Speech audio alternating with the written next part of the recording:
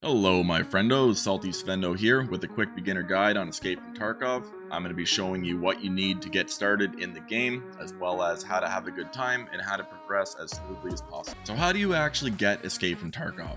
You have to go to escapefromtarkov.com. Once you're on the website, you can click on the little center icon here. You click on that and it's going to show you the different editions of the game. You get Standard Edition, Left Behind, Prepare for Escape, and the Edge of Darkness.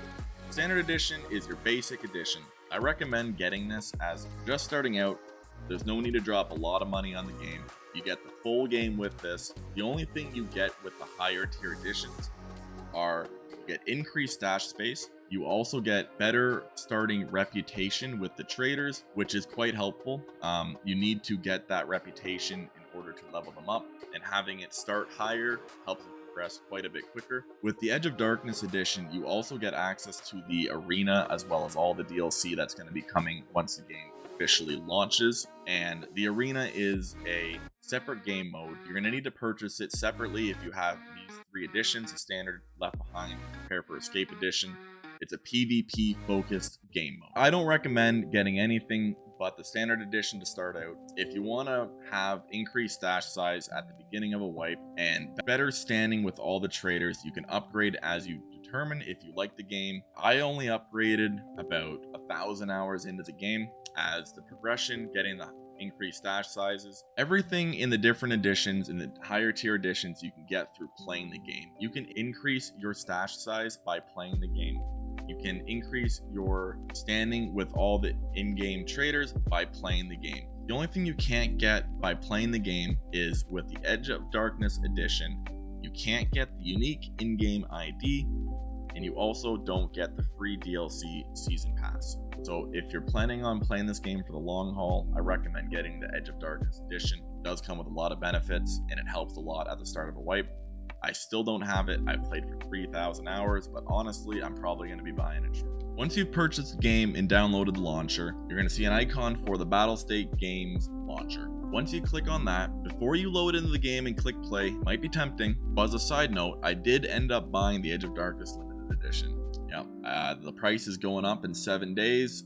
I've been playing the game for 3,000 hours, and I figured I should just buy it. Anyways, so the first thing you're going to want to do is click Change Server. Once you do that, this Use Automatic Server Selection is going to start out automatically selected. So you're going to want to deselect that, give it a second to load, click the ping a couple times, and then you're going to want to automatically select the closest few servers to you. So I'm in North America, so I just select all the North America ones, as it gives you more options and you're going to get into raids a lot quicker than if you have the Use Automatic Server Selection. Another thing to consider, and this might not be immediate for you, but every once in a while you're going to want to click on this and you're going to want to click Clear Cache. What you're also going to want to do is click on this, click Logs. Your logs are going to open up. You're just going to want to click them all and delete them. They don't mean anything. It's not going to brick your computer. It means absolutely nothing. Okay, so the first time you load into the actual game, you click play in the launcher. The screen's gonna be a little bit different than this. What you're gonna have is you're gonna have a selection between a bear and a USEC, and those are the PMC operatives, and they're the two different factions. Bear is the Russians and USEC are the North Americans. The bears are gonna speak Russian in game, and the USECs are gonna speak English. If you do voice lines and stuff like that, you're also gonna get the option to select your username, as well as the face you're going to use and the voice type you're going to use. So once you get through that, I recommend first click on character. You're going to have a bunch of different stuff in your screen here. Depending on the package that you bought, you're going to have different items in here. Obviously, the better package you buy, the better starting items you're going to get. The starting items really don't make that big of a difference. If you're first starting out, you're most likely going to lose everything pretty quick and be down to 0 rubles, which is your money. I recommend click on each one of these slots. You can click on them. It's going to show you all the different items that you have, and just put something on. Don't really worry about too much what it is. Just make sure that you've got something in each one of these on. These items up here are all the items that you can lose when you go into a raid. if I go into the raid with the burr cut backpack, the axe you keep and the armband you keep, but that's not very relevant because you don't replace those. You don't need to worry about them ever. But most of the items up here you lose. Every other item other than the sheath and the armband. So you go in, you bring in a whole pile of stuff, and you die, it's all gone. The only items that you do keep, like I said, are the armband, the sheath, and most importantly, what's in your pouch. If you have the standard edition, you're only going to have a 2x2, so a 4 item, 4 slot pouch. And if you have the Edge of Darkness, which I now do have, you're going to have 9 item pouch.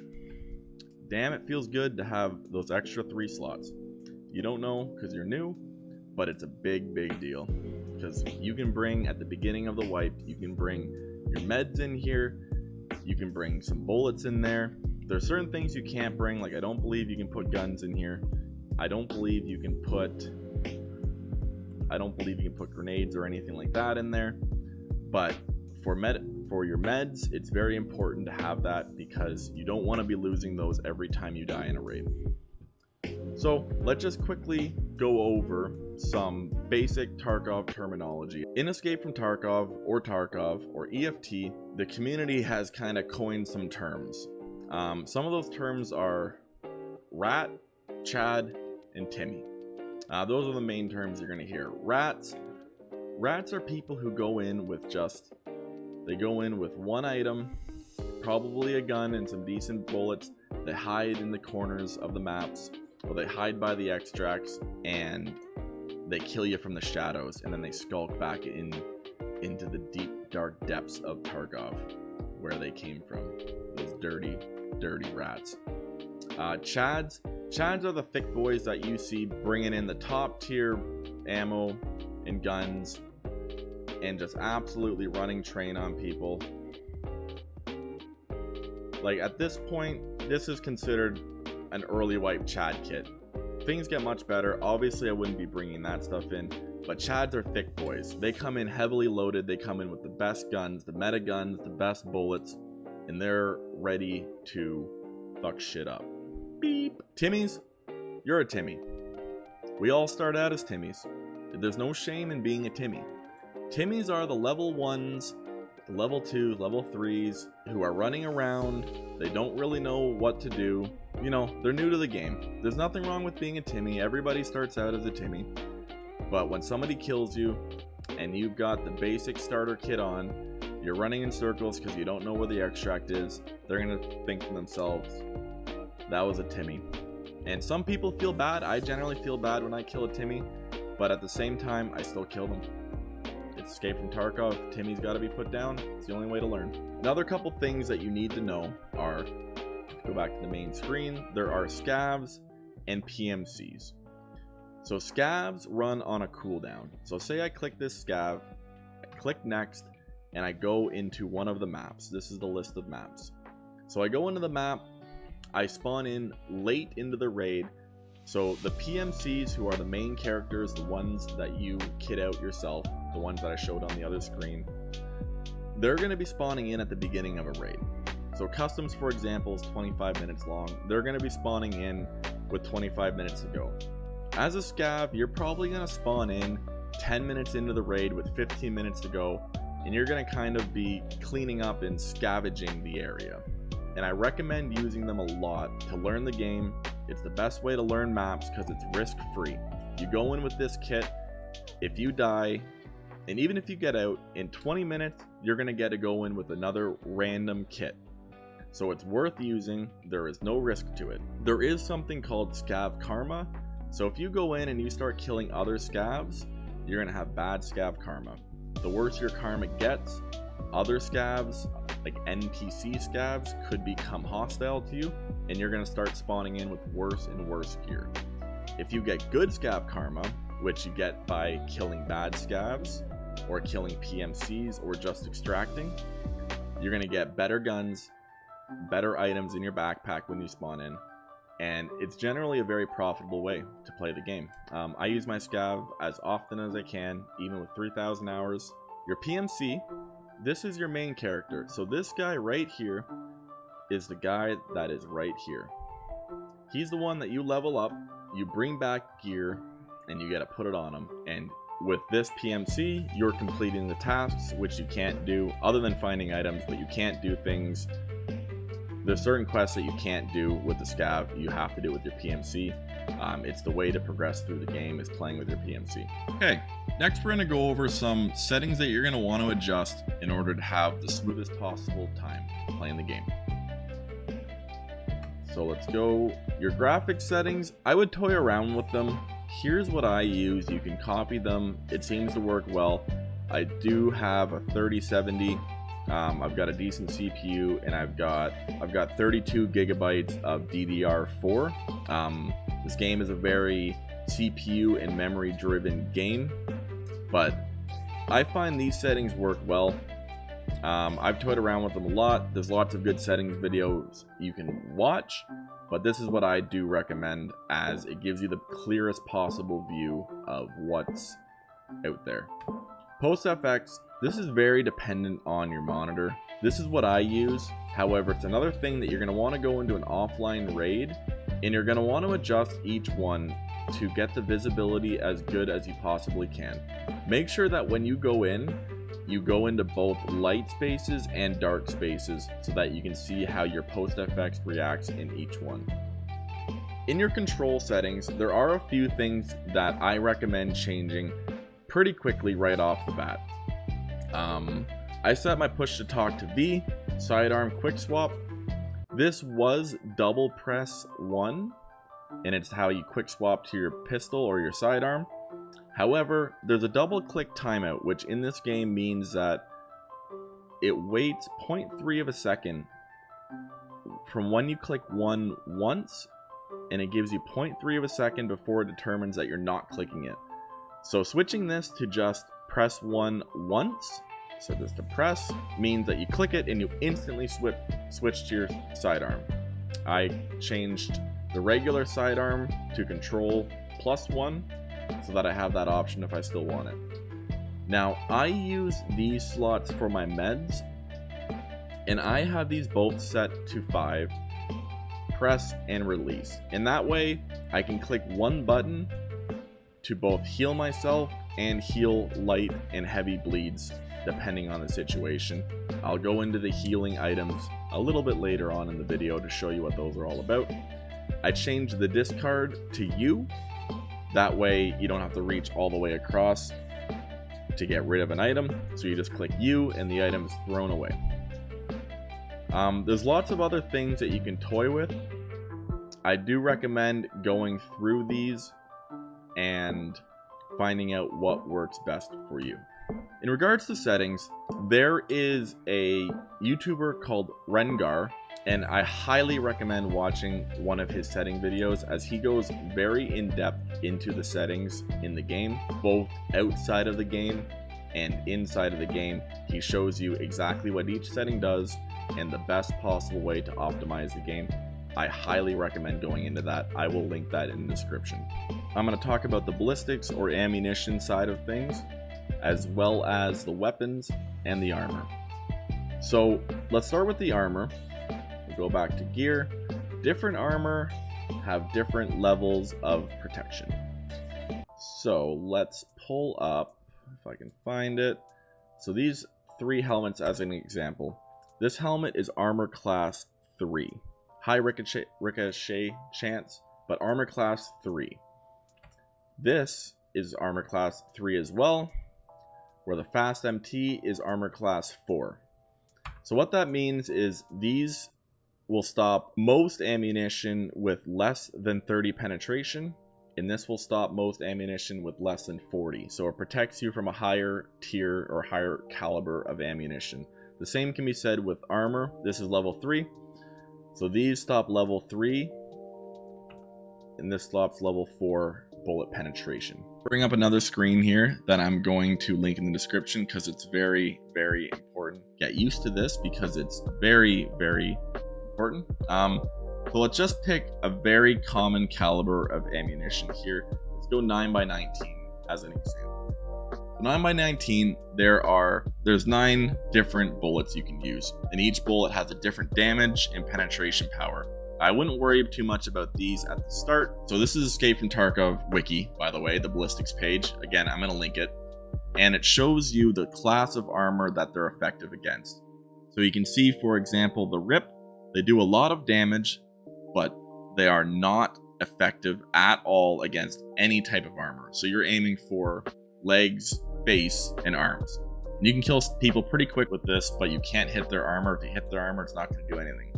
Whereas the 9x19 PvP GZH, it will reliably get through levels 3 to 4 armor, and it has a chance of getting through level 5 and 6 armor as well. The chance goes down, obviously, less likely to get through even 4, 5, and 6 class armors, but it could. So you're going to want to pick your bullets accordingly, and you're going to want to keep in mind that the gun you use doesn't matter as much than the bullets that are in it. Bullets that are in it, you can have the best, most expensive gun in the game, and if you are using the worst round that it has, let's just say like 9x19 PSO, so 59 damage, so it's low damage, low pen, it's going to be very hard to kill somebody with this. So it's much more important to pay attention to the actual bullet that you use versus the gun that it's in. So let's go to a bit of a higher caliber bullet here. This is for the Mosin, which is a good early gun. As you can see, it's a bolt action sniper rifle, and the bullets are going to penetrate a lot of different armors. Some do a lot of damage, some do less damage but more penetration. It's very important to know which round you're bringing in. Like at the beginning of the wipe, you don't need to be shooting with 70 penetration because people aren't going to have class 7 armors. I don't even know if there are class 7 armors.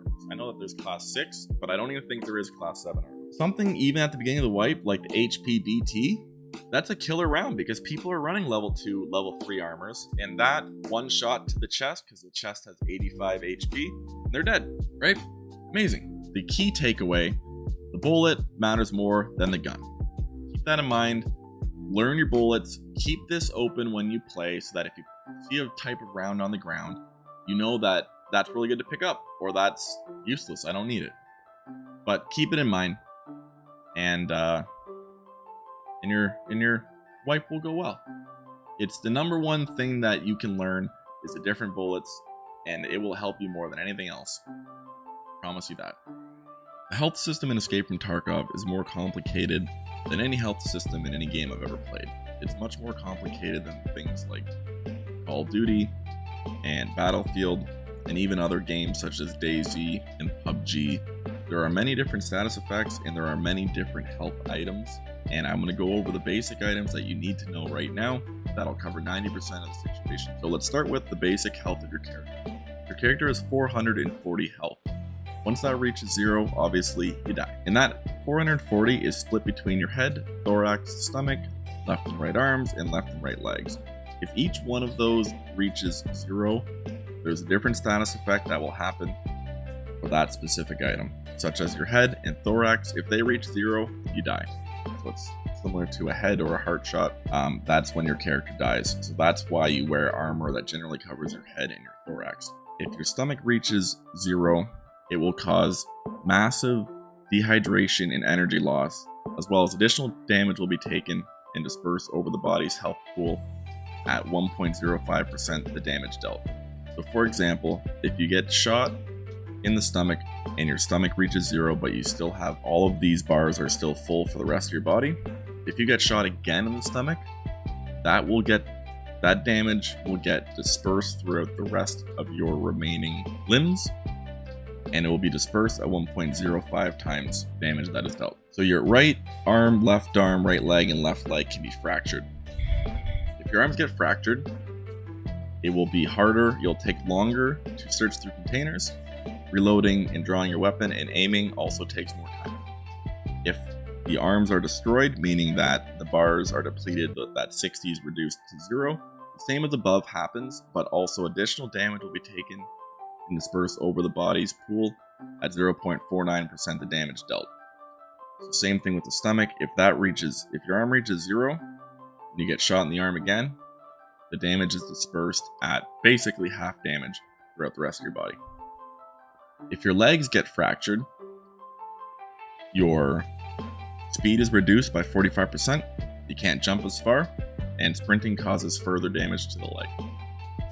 When the leg reaches 0, same as above, you're running slower, can't jump as hard, and if you keep sprinting, you'll do more damage. However, that damage will be dealt just as with the rest of the items reaching 0. It'll be dealt to the remaining limbs. Alright, I'm quickly going to go over some of the status effects, and following that, I'll go over how to actually deal with each one. So there's light bleed. You're going to lose health in a 6-second interval until it is treated. If you lose enough health, you die. Heavy bleed, same thing, except you lose more health and you lose it faster. You also lead a trail of blood, which means that you can be found if somebody follows that trail. Fracture, the same as I said above. For legs, you move faster, you move slower, you jump less far. With the arms, same thing. Searching takes longer. Reloading, drawing your weapon, aiming, it all takes longer. Pain, this is if you don't treat. So you get shot, you're in pain. If this happens for enough time, you eventually will get things such as tremor, which can cause screen shaking effects. Tinnitus, so if you get shot in the helmet and it doesn't kill you, generally you'll get the concussion. So it'll be tinnitus and muffled audio. There's plenty of other ones, but these are the main ones that are going to happen. The dehydration fatigue we're going to go over shortly. Overweight, there is a certain amount of weight you can carry. It's very strict. It does go up as your strength level increases. So it's something to take into account when you're looting and when you're going through each raid. There are stun grenades.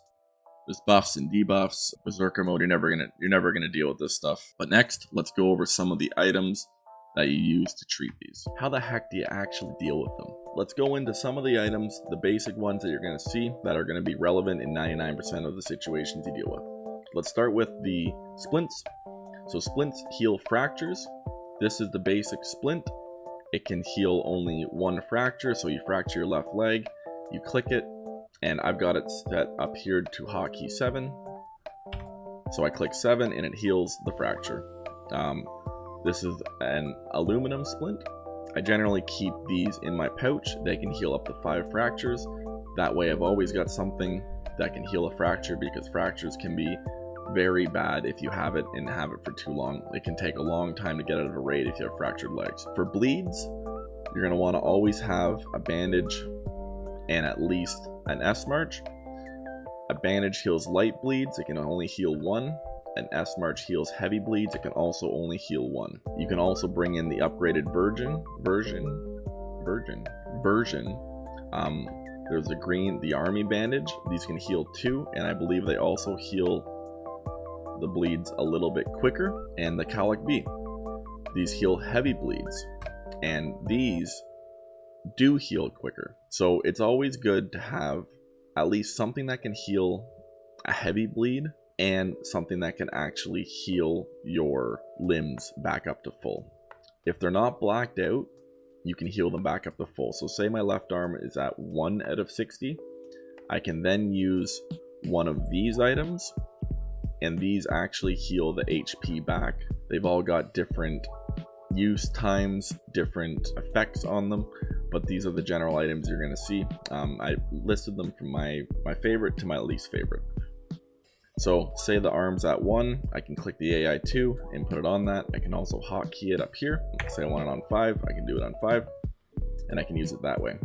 I generally keep one in my pouch, an IFAK, because they're only one slot and they heal 300, so they're very useful. The car, it can also stop light bleeds, but it uses 50% of its resource. So it has a max resource of 220. Once it uses that up, either by healing 220 damage, or let's say 4 light bleeds and 20 damage, it'll disappear. IFAKs, they have 300. They take 3 seconds to use. They can also stop light and heavy bleeds. However, the heavy bleeds take up a lot of the resource, and you don't want to count on this as your only source of stopping a heavy bleed, because if this is at 209, it cannot heal the heavy bleed, and heavy bleeds will kill you quick.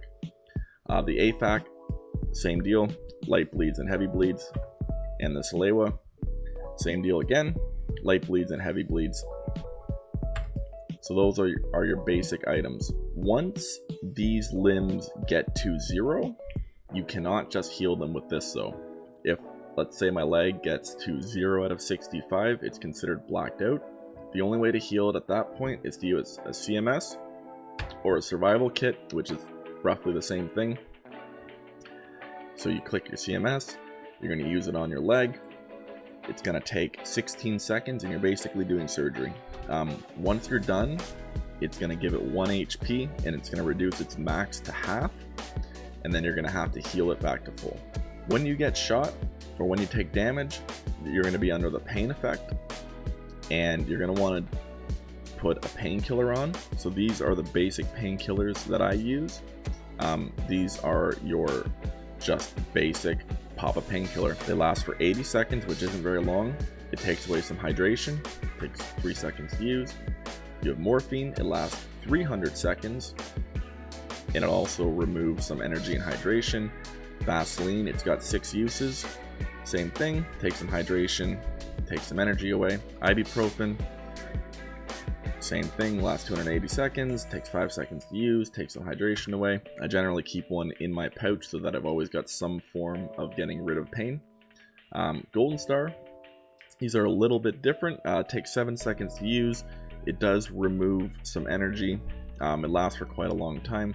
It gives you the concussion effect for 5 seconds, so when you first use it, your ears are going to ring and you're not going to be able to hear anything really for 5 seconds. However, it does recover your energy and hydration, so if you're really in a pickle and your hydration and energy are at 0, you can use a Golden Star to try and survive for just long enough to get out of a raid.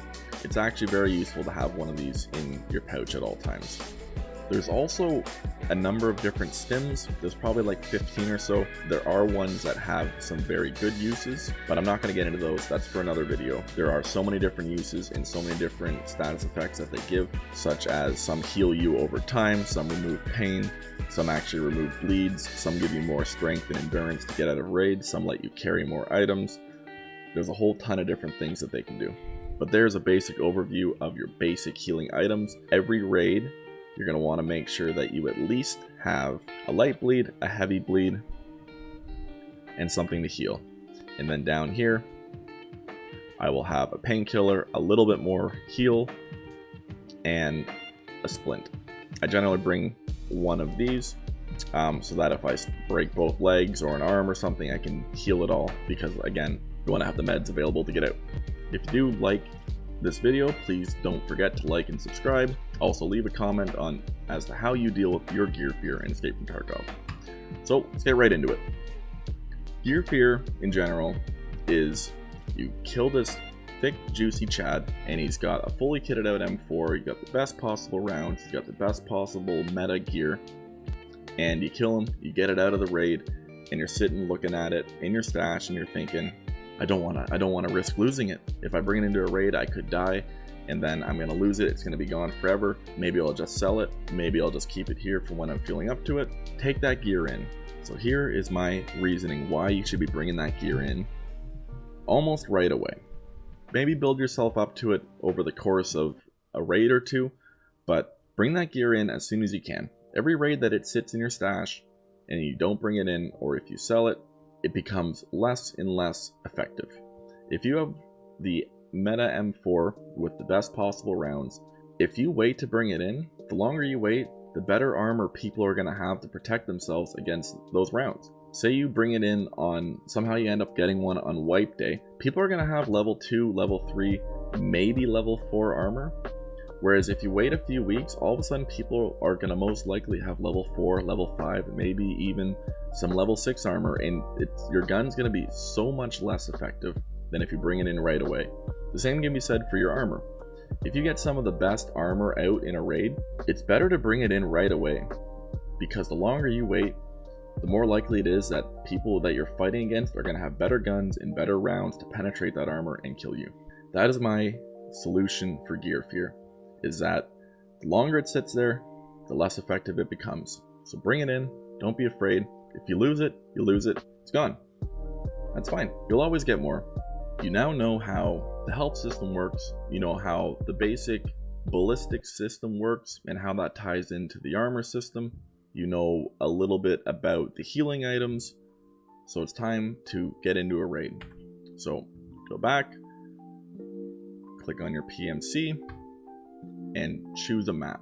So we're going to quickly talk about some of the different maps here. So to quickly give you an idea on some of the maps you should be learning when you first start Escape from Tarkov, you're going to want to focus on Customs, Woods, Factory, and I'm going to say Streets of Tarkov as it's a new map, but these are the maps that your early quests are going to be on, and you're going to want to familiarize yourself with them, as there's a lot of good loot, there's a lot of survivability possibilities in them, and learning these 3 maps will help you branch out into the different other maps and learn the game well. If you branch out too early and you start playing a little bit of every map, you're going to have no idea where you go. I would start with 1 map at a time, learn it, learn the extracts, learn some loot runs, and then move on to the next map. So let's start with Customs. So here is the Customs map. Every time you load into a raid, I recommend having one of these maps open on another monitor or on a tablet or your phone next to you, because there's nothing worse than getting a whole lot of loot and not knowing how to actually extract from the map. So Customs, I'm going to do first because I believe Customs is probably the most useful map for you to learn as your first map. So in Escape from Tarkov, you spawn in on one side of the map. So let's say you spawn in up here. You spawn in up here. If you spawn in on this side of the map, the extracts on this side of the map are going to be the ones that are open to you. Or if you spawn in on this side of the map, the extracts on this side of the map are going to be the ones open to you. There are certain extracts that can always be opened, such as a ZB1013. You got to go turn the power on, and then you got to use a key to get in there. The dorm's vehicle extract, it may not always be there, but if it is, you can pay 5,000 rubles and escape. But generally, you're going to want to learn all the different extracts on the map. So you spawn in here, you're going to have old gas. Old gas is only open if there is a green flare. If there's a green flare, you go into the building right there, go down the stairs, and you'll extract. BB1012, same thing, it's not always open. If it is, you're going to see a white spotlight, and if you see that white spotlight above it, you know it's open. The one that will be guaranteed always open is ZB1011. So no matter what, if you spawn on this side, you know you can get out there. You're going to want to find your way through the map, loot, kill some scavs, maybe some PMCs, and that is always guaranteed. Same thing on this side. Crossroads and trailer park are generally always going to be open for you. The RUAF roadblock, again, if there's a white spotlight there, it'll be open. Smuggler's boat, this is only open if the campfire, which is right there, is lit. You'll also have opportunities to get out at the fortress if you turn the power on and have the key, or the dorm vehicle extract if it's there and you have the rules. So practice spawning in, running through, looting a little bit, and getting out. That's your basic raid. Now, the longer you stay in a raid, the harder it's going to get. Scavs, NPC scavs, they're going to spawn in different areas around the map. And throughout the raid, they progressively spawn in with better gear and better AIs. They become harder. So if you wait until the end of the raid, you're going to have the hardest type of NPC scavs, and you're also going to get player scavs spawning in, so it's going to be very hard to get out. You generally want to get in and out before the last 10 minutes of the raid. That's Customs. I also recommend learning Woods. Here is the basic Woods map. Again, there's different, so say you spawn in on this side of the map, you're generally going to try to get out on this side of the map, or up here. There's different spawns, there's different extracts, and you're going to want to learn them all. Woods is a great map to learn early because there's a lot of space. so you're less likely to run into other PMCs. I've turned off all the other icons except for the PMC spawns and the different extracts. So again, it's the same idea where you spawn in on one side of the map and you're going to be extracting on the other. So you're going to be finding, say you spawn in over here, you're going to be looting your way through, and then you're going to be finding one of these spawns to get out at. Good thing about woods is that it's very open. There are some hot spots, such as right here. It can be very dangerous. The boss, Sturban, with the sniper, spawns there and his goons. This is also a very hot spot, and this is a hot spot. But if you find your way through all these different areas, you can get a lot of good loot, and you can get out pretty easily on woods without much competition. It's a very good early map to make some money and to just get your account kind of rolling through a little. Next, we're going to go to Factory. Now, Factory is a very small map. Factory is a great early map to learn because there are a lot of early quests on it. You're going to be forced into PvP. So if you're uncomfortable with PvP and fighting other players, just run Factory 5 to 10 times in a row. Yeah, you're probably going to lose a lot of your gear, but you're going to get so much better at PvP fights, and that's going to help you running every single other map. There's not a lot of great loot on Factory. There are some high value loot spots, but you can generally run from one side to the other within like 20 seconds, so it's pretty easy to get out once you have loot. Just find your extract. There's only really a few extracts that are always open. So yeah, Factory, these are all the spawns. This extract is always open for you. If you have the Factory exit key, you can open the doors to get to these other different exits. It's very useful to get that key because it just opens up a lot of other safe ways to escape, as a lot of people can't just exit. It's very difficult to get out of. Streets of Tarkov is an absolutely massive map, and I do highly recommend learning this map. Maybe not as your first map, but there's a lot of good loot, there's a lot of scavs, a lot of PMCs, and there is now a lot of quests here too. So if you learn this map, not only will the scale of it just blow you away because it's absolutely massive. For example, the size of Factory is probably the size of that building right there. The size of Customs is probably this lower quarter of the map there.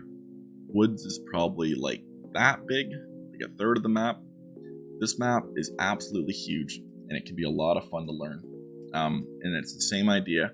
You're going to spawn in on one side and have to get out on the other. Whether you spawn there, you probably have to get out there, and same thing. I find this map kind of works in 4 quarters. So you spawn up here, you generally have to get out down here. Spawn up here, you generally have to get out down there. But keep these maps open. I'm going to link them all in the description, and that way you can always know that you can get out. To check your extracts, double click O. I recommend changing it to a single press just to make it a little bit easier, but you single press O and it's going to open up your extracts in the top right corner, and you're going to be able to get out, and you're going to be able to find where your extract is to get out. I also just want to quickly mention that this game gets better the more outside of raid effort you put in. So I highly recommend watching some YouTubers, watching some streamers, some content creators, and learning the game through them. There's a lot of good guides out there. I highly recommend watching Pestily. He has the raid series, which is great for early players, beginner players learning the game. And he also has a lot of great other content out there, which is very helpful and very informative and will help you learn the game quite well. I'm also going to be putting out a lot of guides. I do have a full Streets of Tarkov extract guide showing you every single extract and how to find it. And I'm going to be putting out a lot of more guides, a lot of more guides as well. I'm going to load into Customs and do an offline raid just to show you a quick idea as to what to do when you first spawn in, some quick key controls, as well as some basic tactics, and how to find the actual extraction. First thing you're going to want to do is put your headset on. Your audio is more important and gives you more information than the visual actually does. So put your headset on, pick your time. There's always 2 times to pick from. One's generally a daytime and one's a nighttime. Night raids are good to get quests done and to kind of make your way through unseen. Daytime, you're going to run into more PMCs, it's going to be a little bit more of a fight, but obviously it's going to be a lot easier to see. So if you're starting out, you can start out at nighttime, but again, it's going to be hard to get your bearings, it's going to be hard to learn the map at night. So I'm going to do daytime. We're going to do a practice mode. We're going to leave AI on, so maybe you can see a couple little fights. And we're going to load in. Now, this is going to load in quite quick because it's not going to have to match and wait for other people to load into the map as well. But generally, loading into a map takes around 3 to 5 minutes. That's very normal, especially at the beginning of the wipe. It could take a little bit longer. If you did not deselect that auto server selection, it's going to take a bit longer because there's going to be less servers for it to actually choose from. So having the 5 servers that I have selected gives me more opportunity to load in. So that was quite quick. Don't rain, it's raining. Alright, so we got some rain here. That's okay. The first thing I do when I load into a map, I click B to make sure that my firing mode is the way I want it, which is always going to be full auto. Just to show you some basic controls, C is how you crouch, X is how you go prone, and click C again. C again, you can hold C, and then you can use the scroll wheel to go up and down. WASD is how you walk. Q, you can lean right. E, lean left. You can also hold Alt and E and you do a sidestep, and Alt and Q to do a sidestep. You can hold Shift and E, and it does a quick little lean over. Sorry. You can hold Alt and D, and you can pick the actual angle you want. It doesn't give you that much. Same with Alt and A. So it's good to know. If you want to reset it, just click Q again. Yeah, we just got shot at by a scav. I generally don't recommend re-peeking. So let's say we want to kill that scav. Let's go get him. This is how I would generally approach this.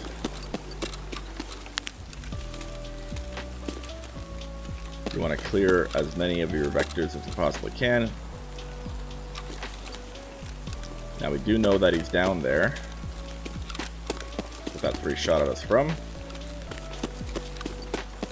But we're going to go get him. And I believe he actually hit us in the head there.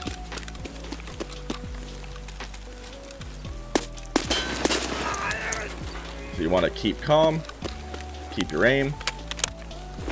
If you're fighting against the PMC, I highly recommend turning your flashlight on, which is T. And now a quick example on how to loot. So say you killed this guy. Obviously you made some noise. He shot at me, I've got the silencer, but people can still hear it, so they know a battle happened here. You're going to want to get to him. Say you want to just take it all. You can Alt, click, and it's going to automatically put the items on in the slots that you already have.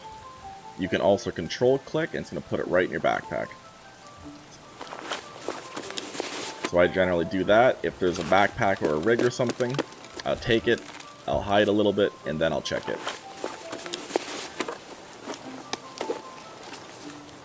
So because that's a shotgun, I want to make sure the bullets are up here in one of these areas so that I can actually use them.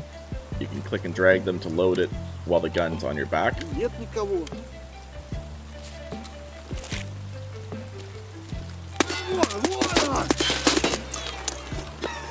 can also hip fire. I hip fire a lot. I find that actually easier sometimes, especially for scavs. And we're going to do the same thing right here. So say we don't want that shotgun, I'm going to click U because that's the button I changed it to. I'm going to loot that as I take this stuff. And then I'm going to quickly take their stuff.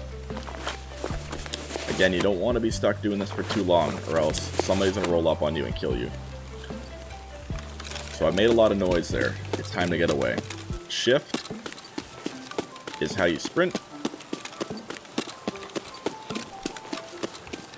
And then you'll want to sprint somewhere, rest a little bit. You can't see the stamina bar because my face is blocking it, but there's a green stamina bar. When that gets low, it's going to turn red. When it turns red, your guy might start panting. So now we've done a little bit of looting. We're still on the same side of the map that we started on. We're going to want to click O twice and see where our extract is. So we know we have these different extracts available. We're going to go check out the dorm's vehicle extract, and then we're going to go to the ZB011 because we know that's open. And I'm going to fast forward this part a little bit so you don't have to see it all. You click in the middle mouse button, you tilt your head, look different ways. I generally recommend staying to the edges as much as you can, always kind of keeping cover and know your exits. You can click Alt-T, that checks the amount and type of bullets that you have in your magazine. So say you pick up a gun, I picked up this scav gun, I click Alt-T, I know that it's nearly full, 762x39 HP, so it's quite a bad round. Almost no penetration on it, however it does do a little bit of quite a bit of actual damage. So with this round, I'm going to be shooting for the legs or the hands. But I'm going to click 2 and go back to my main weapon.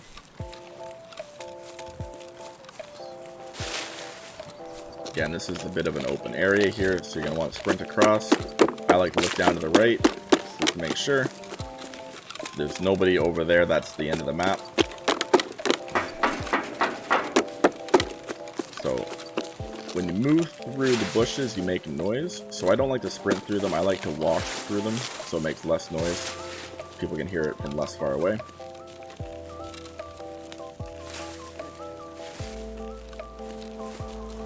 You're going to always want to keep cover.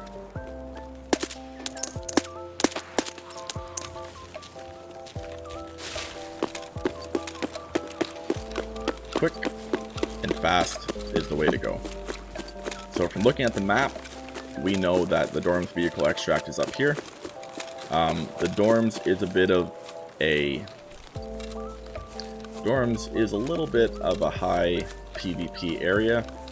However, if you're in a pinch and you need to get out, the vehicle extract can be used.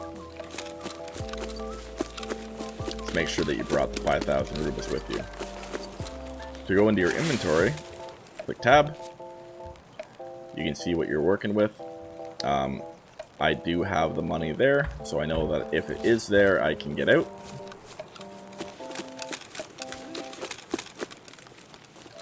I'm going to reload because I know that I'm getting close to low on that mag. The dorm's vehicle extract is open. You can see it there. So we're going to stick to the shadows as much as we can. Make sure we have some cover. Not make too much noise because people inside will be able to hear us.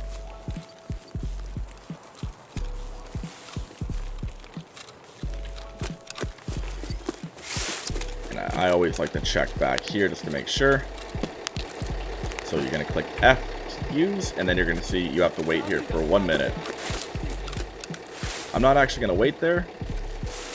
If you double click O, it'll show you the amount of time that's left. But I'm actually not going to wait there because I'm going to show you the one extract that is guaranteed to always be open. If you are going to wait there, I recommend hiding in some of these bushes over here. Wait till it gets to like 10 seconds and then walk up. People like to sometimes throw grenades because anybody can see that timer once somebody's paid for it. So looking at the map, we know that this is the way we need to go to get to our next extract, the one that we have guaranteed open. Again, I like to stick to the shadows as much as I can. Always make sure to keep your gun facing up. If you keep it like that and you get into a quick fight, you're going to have to go up first, which takes a little bit of time and that could get you killed. I like to regain stamina while I know I have cover. And then you can sprint again once you're going through the open areas such as this.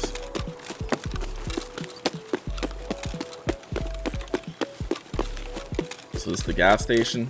The boss can spawn here. The boss and his goons, Rashala. It can be quite the fight if he does. I'm hoping that he's not here. I'm going to quickly check the area out a little bit. I don't hear him. And we're going to run through here. There are a few locked rooms in there and a bunch of areas to loot in this little building. Nothing too crazy, but it is a decent spot. Generally, scabs, when they aggro you, they're going to yell, so you'll know right away. A lot of people don't recommend going this way, however, so you can hear that there's a scab there. And he can hear us too. So I like to stick in the shadows here. We know that there is an opening on our right up here.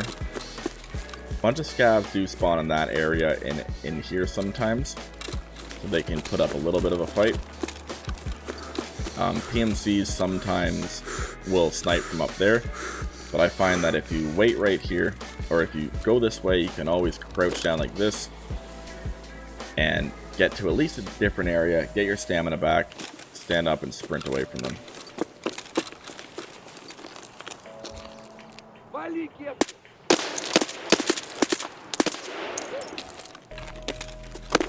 If you find that you miss a bunch of bullets and the scab's still shooting at you, I recommend running away and re-peeking from a different angle. That's what I mean. Sometimes you just need to hip fire. If you can get good with hip firing and you know exactly where those bullets are going to go, it's going to save you in a lot of fights. I have perfected the hip fire, and I am very proud of my hip firing abilities. It has saved me many times. I sometimes use it before I even ADS. So this can be a little sketchy sometimes. You can either go this way, you can go through that building, or you can go around.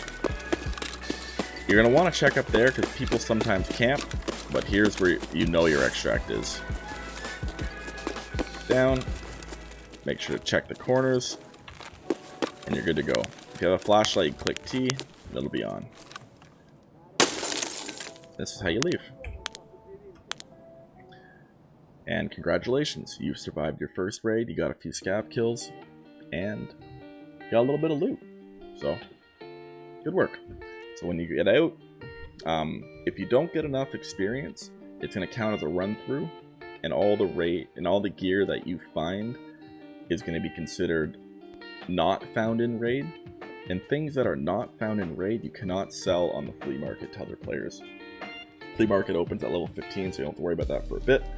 But if you run through the raid, either you get out before 10 minutes and you don't do enough looting, or you just don't get enough experience in general, you cannot sell that gear. You can still sell it to traders, but you cannot sell it on the flea market. So here it's going to show you the time, the players that you killed. If you killed the USEC, it'll show their name and level. If you looted their dog tag, and how you killed them and how far away. It's also going to show you a little bit of details on the damage, the looting, the combat. It'll show you some exploration and other things too if you do them, where all your experience came from. And if you're damaged or if you're hurt, it's going to give you the option to heal outside of raid. I do recommend doing that at the beginning because it's free, but after a certain time you have to pay for it, and you get more experience, and it costs a little bit less if you just use your healing items. And that is your first raid. Then you're back. Obviously that was an offline raid, so I don't get to keep all the stuff that I got, but you're going to want to offload all the stuff that you did get out of that raid, and then go in for another. Okay, that should help get you started in Escape from Tarkov. You know the basics. If you have any more questions, please leave a comment. I'm very happy to answer them. If you liked the video, please feel free to like and subscribe. Most importantly of all, stay salty, my friendos. Thank you.